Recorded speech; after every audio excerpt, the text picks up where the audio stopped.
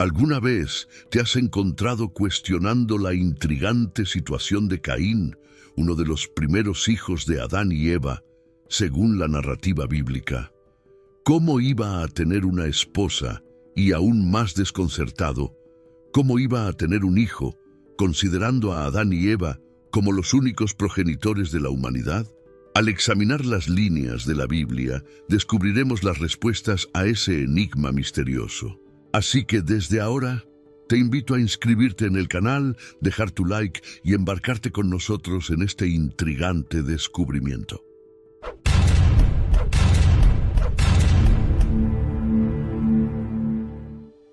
Caín, una figura central en las narrativas bíblicas, es presentado como el primogénito de Adán y Eva, marcando los inicios de la humanidad. Su relación con Abel, su hermano menor, es crucial en el episodio del sacrificio a Dios.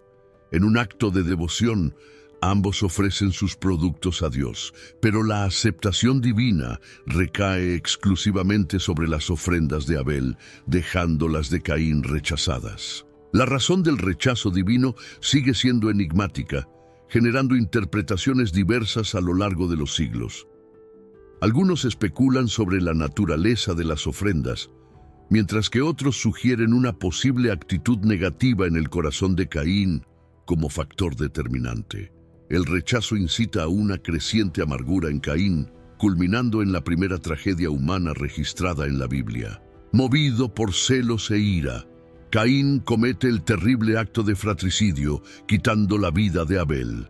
Este acontecimiento, además de ser la primera manifestación de la fragilidad humana y de la gravedad del pecado, repercute a través de las páginas de la historia, dejando una huella indeleble en la narrativa bíblica como una advertencia sobre las consecuencias de las elecciones humanas. Dios responde a Caín con un severo castigo. La ira divina se manifiesta al maldecir a Caín y marcarlo, haciéndolo un signo visible de su transgresión. Aunque esta marca no está claramente descrita en la Biblia, simboliza la separación y la carga del pecado que Caín llevaría consigo.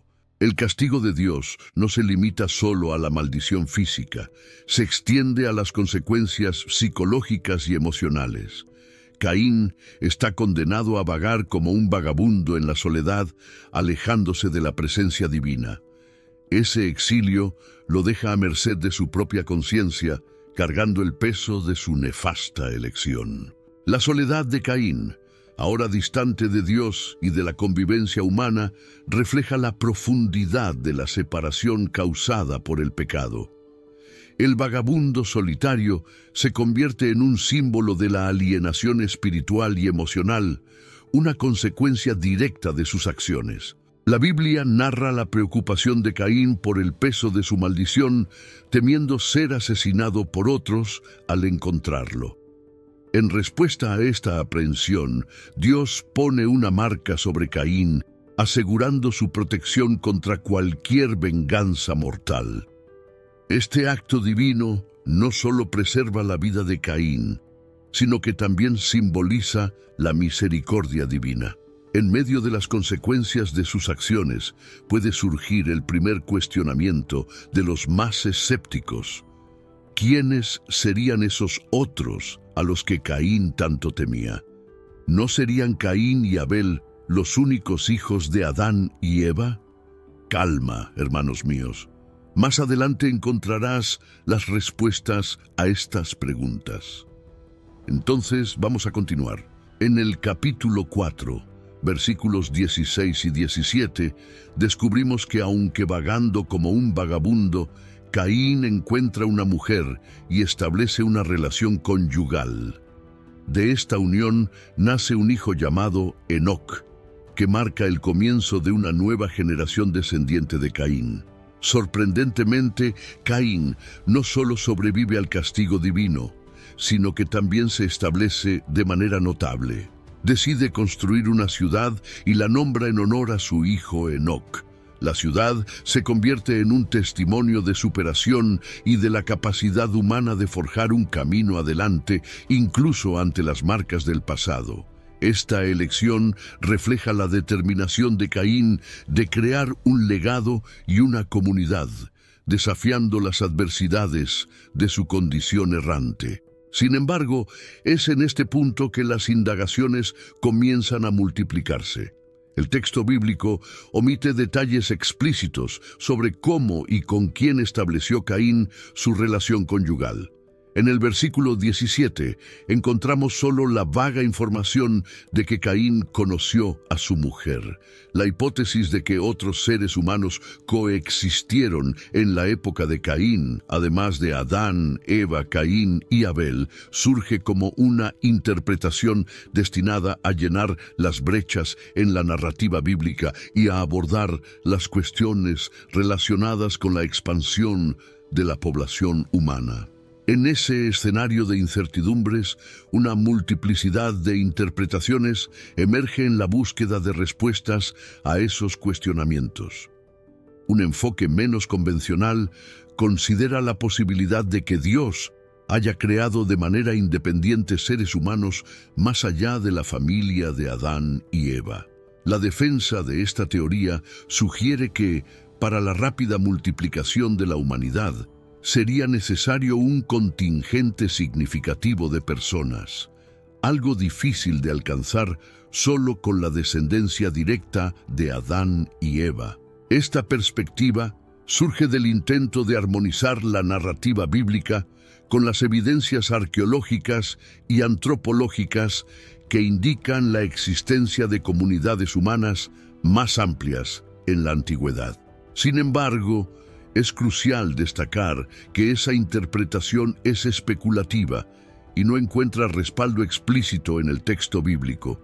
La narrativa de Génesis se centra principalmente en la historia de la familia de Adán y Eva, sin mencionar inequívocamente la presencia de otros grupos humanos contemporáneos. La teoría más ampliamente aceptada propone que Caín podría haberse casado con una hermana, una interpretación que se basa en la comprensión de las prácticas culturales y el contexto de la época, como se describe en la narrativa bíblica.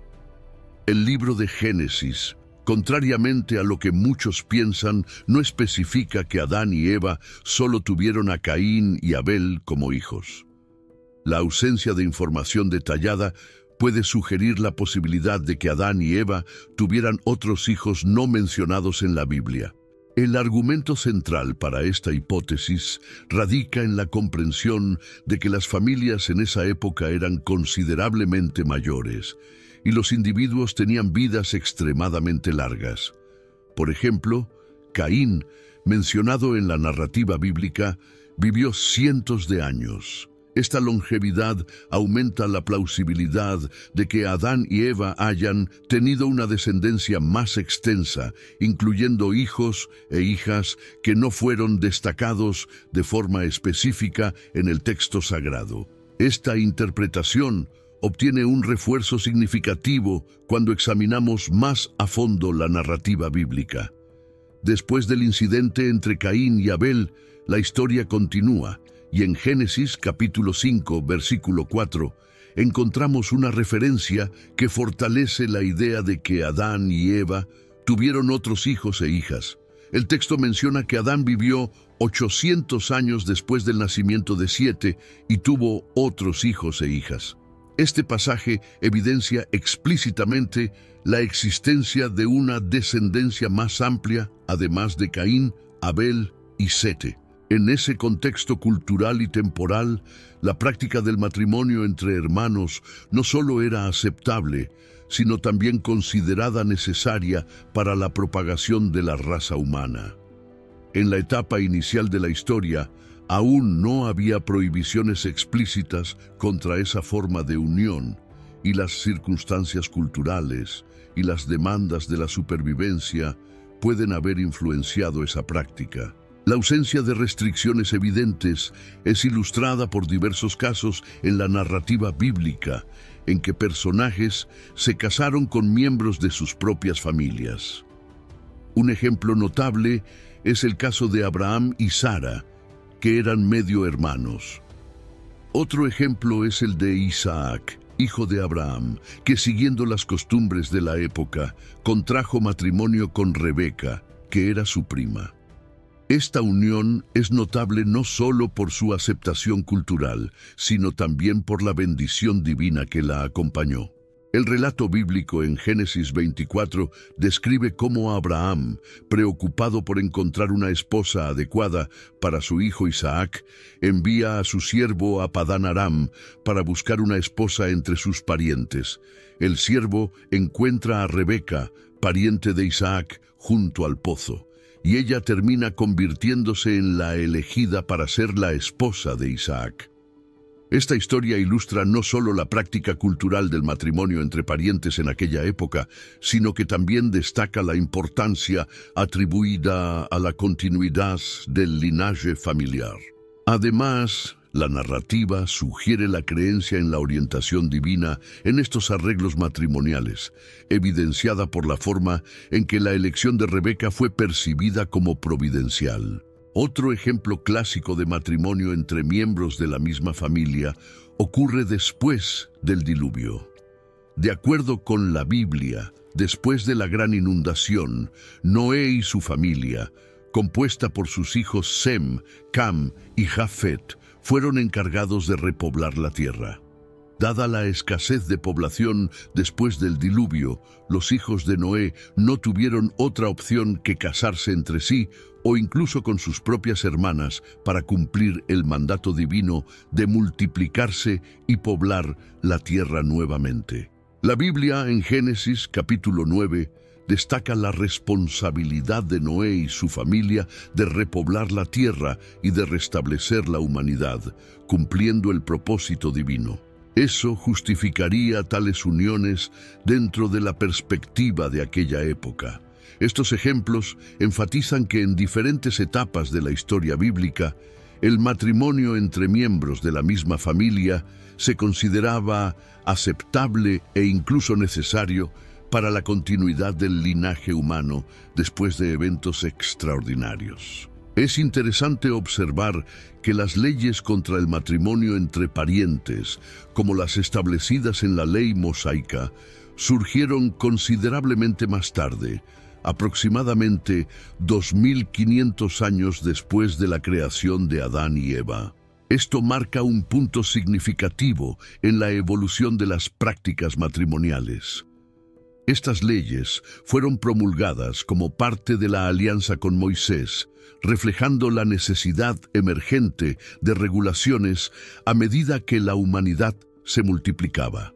La prohibición del incesto delineada en las leyes dadas a Moisés puede ser entendida como un acto divino destinado a proteger a la humanidad y prevenir posibles consecuencias negativas derivadas del matrimonio entre parientes. A medida que las poblaciones crecían y se diversificaban, la introducción de esas leyes pretendía preservar la salud genética y evitar riesgos asociados a la endogamia. La regulación divina contra el matrimonio entre parientes, como se describe en las leyes mosaicas, encuentra su desdoblamiento en el libro de Levítico. Estas prohibiciones, minuciosamente delineadas en el capítulo 18, abarcan una extensa gama de relaciones familiares, incluyendo instrucciones específicas contra relaciones sexuales con madre, padre, hermanos, hermanas, tíos, tías, sobrinos, sobrinas y otros parientes cercanos. El libro de Levítico, parte integrante de las Escrituras, representa una extensión práctica de la alianza establecida con Moisés, evidenciando la atención divina a los detalles en la regulación de las relaciones familiares. Vale la pena recordar que las interpretaciones están sujetas a variaciones significativas y son frecuentemente debatidas entre diferentes tradiciones religiosas y grupos teológicos. La comprensión de estos relatos puede variar según el abordaje, contexto cultural y líneas doctrinarias específicas. Sin embargo, es aún más importante destacar que, independientemente de las divergencias interpretativas, existe la perspectiva de que no debemos cuestionar o dudar de Dios. El respeto por la tradición y la sumisión a la voluntad divina prevalecen como principios fundamentales, sosteniendo la convicción de que la verdadera comprensión reside en la aceptación confiada de la palabra de Dios. Espero que hayan disfrutado del video. Recuerden registrarse en el canal y activar la campana de notificación. Haz clic ahora en alguno de los 2 videos que aparecerán en tu pantalla para seguir viéndonos. Que Dios bendiga tu vida hoy, mañana y para siempre.